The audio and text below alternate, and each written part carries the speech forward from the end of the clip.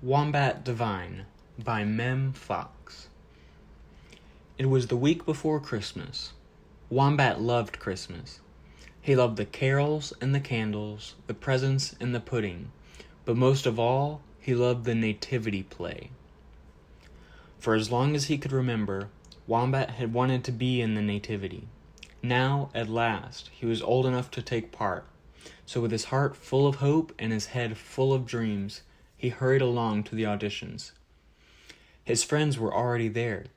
Emu was bossing and fussing as usual.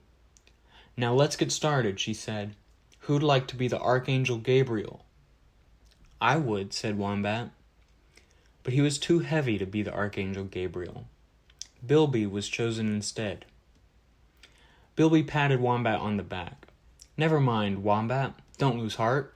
Why not try for a different part?" "What a good idea," said Emu. "Now who'd like to be Mary?"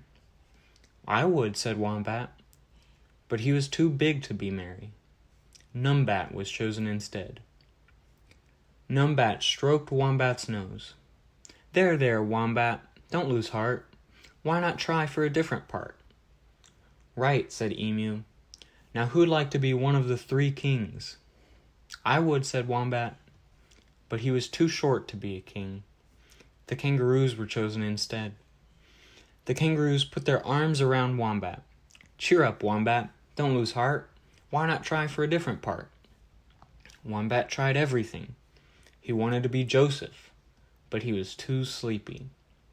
He wanted to be the innkeeper, but he was too clumsy.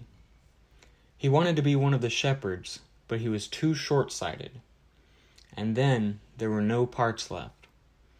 Wombat hung his head and hoped he wouldn't cry.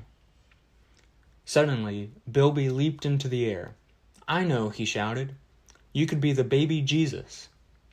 "Could I?" asked Wombat. "Could I really?" "Of course you could, Wombat," said Emu. "Fancy my forgetting such an important part. A nativity without the baby Jesus is no nativity at all." Wombat was dizzy with pride. Christmas Eve arrived at last. Everyone was nervous except Wombat. He lay quiet and still throughout the whole performance. He even fell asleep, just as a real baby would. On Christmas Day, when everyone was opening presents and eating pudding, they all agreed it had been the best nativity ever.